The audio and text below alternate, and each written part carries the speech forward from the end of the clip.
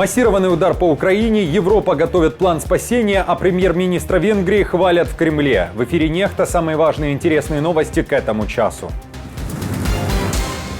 Десятки погибших и раненых. Оккупационная армия России совершила массированную атаку по Украине. Под ударом бизнес-центры, детский госпиталь, промышленные предприятия и жилые многоэтажки. Чесно кажучи, вперше бачу таке. Угнать стратегический бомбардировщик за несколько миллионов долларов. В РФ уверяют, что украинская разведка и специалисты НАТО собирались перегнать самолет Ту-22М3 из России в Украину. Что означает заявление ФСБ? Написал мне в Телеграм как-то неизвестно. Ни морали, ни этики. Белорусские военные начинают 9-дневные антитеррористические учения с Китаем, где собираются применить свой опыт. Друзья, всем привет! Буду рад вашему лайку, подписке и репосту. Вы прекрасно знаете, что для нас это очень важно. Также оставляйте свои комментарии и спасибо вам за обратную связь. Об актуальных и важных событиях прямо сейчас начинаем. Российские оккупанты выпустили как минимум 40 ракет по украинским городам. Речь идет о крылатых баллистических ракетах и кинжалах. Основная часть была направлена на украинскую столицу.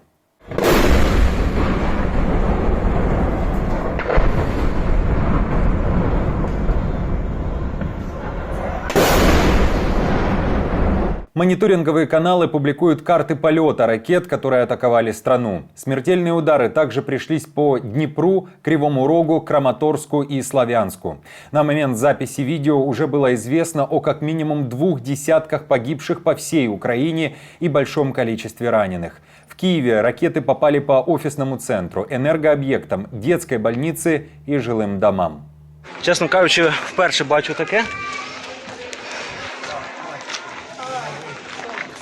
Погляньте, люди кричать, їх намагаються врятувати, але дивіться, тут знесло, походу, весь під'їзд.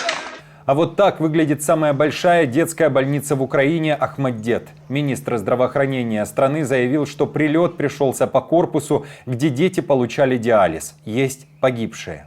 Тут все лежали маленькие дети, все. Разрушены онкологическое отделение, реанимационные и операционные. В России же традиционно заявили, что били по военным складам. В Великобритании призвали Китай одуматься и не помогать России в войне против Украины. Резкое заявление сделал новый министр иностранных дел Великобритании Дэвид Лэмми. Он также вспомнил о контактах Путина со странами-изгоями, которые поставляют сейчас РФ дроны или же ракеты для дальнейших ударов по Украине. В зрелых демократических странах, таких как наша, будут разногласия, но мы никогда не должны путать это с опасностью, которую представляют для нас авторитарные государства. Я обеспокоен, когда вижу, что иранские беспилотники появляются в Украине. Я обеспокоен, когда вижу, что снаряды из Северной Кореи используются здесь, на европейской земле. И, конечно, я обеспокоен партнерством, которое, как я вижу, Россия налаживает с этими авторитарными государствами. И я думаю, что Китаю следует быть очень осторожным в углублении этих партнерских отношений в ближайшие недели и месяцы. Байден должен оставить предвыборную гонку до 12 июля. Этого требуют представители Демократической партии США, пишет западная пресса. По мнению сторонников американского президента, он как можно скорее должен уступить место другому кандидату. Западные медиа пишут, что демократы хотят, чтобы все, от бывшего президента США Барака Обамы до лидеров Конгресса, умоляли Байдена сняться с президентской гонки до пятницы 12 июля. Тем временем политика пишет, что Европа сейчас спешно готовится к вероятному возвращению Дональда Трампа в Белый дом. И у стран-членов НАТО есть своя стратегия, которая будет основываться на 3 принципах. Итак, это обширная личная работа с Трампом и его советниками в надежде на установление отношений, которые помогут свести к минимуму конфликт.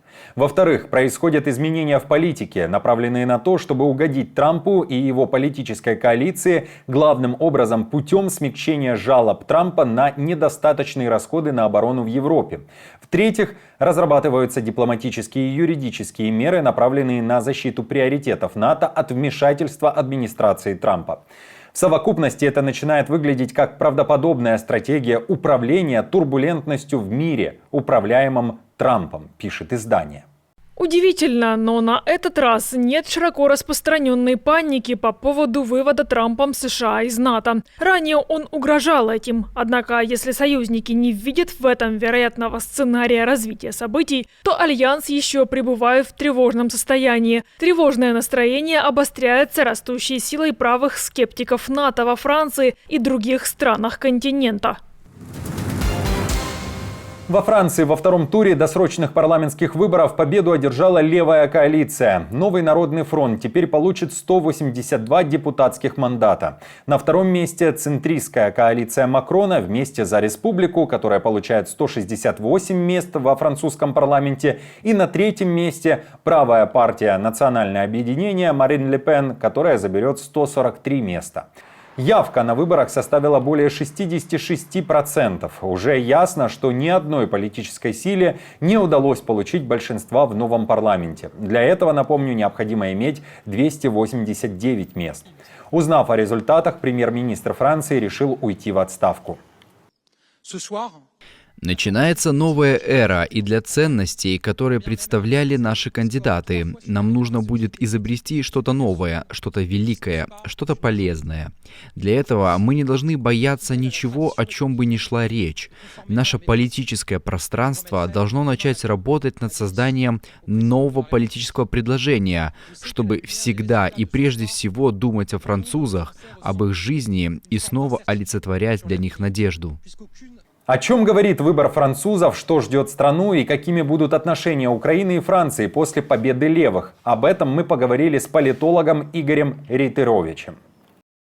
Ну, на самом деле, это ожидаемые результаты, и уже после первого тура было понятно, что правые не наберут столько, насколько они рассчитывали. Почему? Потому что у них практически отсутствуют возможности для формирования каких-либо коалиций с другими политическими силами Франции, а другие политические силы, тем не менее, между собой на фоне вот возможного прихода правых к власти объединились, смогли согласовать выдвижение консолидированных кандидатов по округам, и в результате мы увидели то, что мы увидели. Я думаю, что теперь будущее Франции – это левоцентристская коалиция, где премьер-министром будет, конечно, скорее всего, представитель нового народного фронта, но при этом, учитывая, что Франция – это президентская республика, влияние Макрона на внешнюю политику, влияние Макрона на часть процессов, которые касаются, например, места Франции в Европейском Союзе, оно сохранится. Российская ФСБ напомнила о себе и заявила, что сорвала попытку украинской разведки и НАТО завербовать российского летчика с целью перегона стратегического бомбардировщика Ту-22М3 в Украину. В России уверяют, что этому пилоту украинцы предлагали несколько миллионов долларов, итальянское гражданство, но летчик, судя по всему, патриот и от всего отказался. ФСБ сообщает, что некий украинский разведчик по имени Павло вел переговоры с российским летчиком в Телеграме и хотел узнать данные о ВКС России. Помимо этого, ракетоносец Ту-22М3 должен был приземлиться на одном из аэродромов в Житомирской области. Дальше предлагаю посмотреть видео, опубликованное российской ФСБ. Написал мне в Телеграм как-то неизвестный. Ни морали, ни этики. Сразу начался угроз в адрес моих близких родственников. Требовал поджечь авиационную технику. Говорит, дай мне данные по самолетам, бортовые номера, техническое состояние, график регламента. Я пошел в командование и все рассказал. Мой собеседник даже не скрывал, что из украинских спецслужб. Представился Павло. Предложил угнать боевой самолет на территории Украины. Но не просто самолет, а дальний бомбардировщик-ракетоносец, носитель ядерного оружия. Напомню, что в Украине еще в начале полномасштабного вторжения установили вознаграждение за добровольную передачу ВСУ, пригодной для использования боевой техники РФ. Например, за боевой самолет $1 миллион, боевой вертолет $500 000, за реактивную систему залпового огня до калибра 122 мм $25 000, а за РСЗО калибра более 122 мм $35 000. За военные корабли и другие плавсредства от 200 тысяч до $1 миллиона, а вот за танк и наземную артиллерию $100 000. В Беларуси с 8 июля стартуют совместные с Китаем военные учения, а точнее антитеррористическая тренировка. Так об этом событии говорят в военном ведомстве Хренина. Известно, что военные Народно-освободительной армии Китая прибыли на днях на аэродром Барановичи. Учения продлятся до 19 июля. И, как уже ранее заявляли в Минске, белорусские военные вместе с китайскими должны обменяться опытом и провести слаживание подразделений. Где собираются применять этот опыт после, у Лукашенко не говорят. Венгерский премьер Орбан продолжает свое турне по миру. После Киева и Москвы он решил побывать в Пекине на встрече с товарищем Си. Китай является ключевой державой в создании условий для мира в российско-украинской войне. Вот почему я приехал на встречу с президентом Си Цзиньпином в Пекин всего через 2 месяца после его официального визита в Будапешт. Однако пробыл там недолго и уже после сообщил, что едет в Вашингтон. Эксперты предполагают, что там он может встретиться с Трампом. В Кремле же решили ожидаемо хвалить своего европейского друга. Господин Орбан действительно предпринимает серьезную инициативу с тем, чтобы, опираясь на первоисточники, сопоставить позиции разных сторон. И мы высоко целим, такую же высокую оценку дал и президент Путин на эти усилия господина Орбана. Какую игру ведет Орбан, имеет ли его визит хоть какое-то позитивное значение и каким будет итог этого турне? Эту тему мы также обсудили с политологом.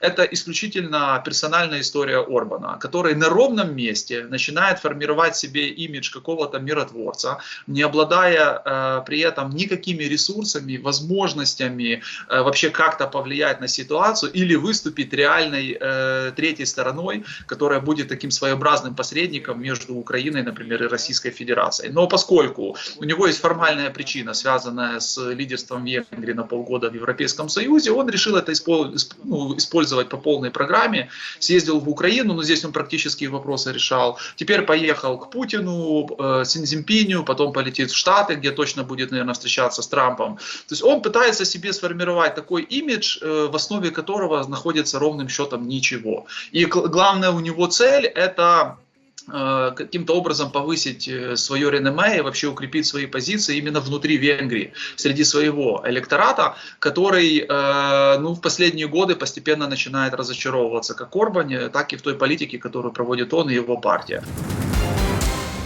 Друзья, спасибо вам за поддержку, вы наша опора, и напомню, что ваша помощь и участие помогает нам делать работу и видеться с вами каждый день. Постоянных донаторов и их комментарии вы видите сейчас на экране, и мы благодарны за эту поддержку. Если же вы хотите присоединиться к их числу, то нажимайте на кнопку «Спасибо» под нашим роликом, оставляйте свой донат или становитесь постоянным спонсором нашего канала. Мы с командой продолжаем следить за самыми важными новостями. Оперативную информацию от Нехта ищите, как всегда, в наших телеграм-каналах или на платформе X. Спасибо за доверие и то, что остаетесь с нами. До новых встреч и хороших вам новостей.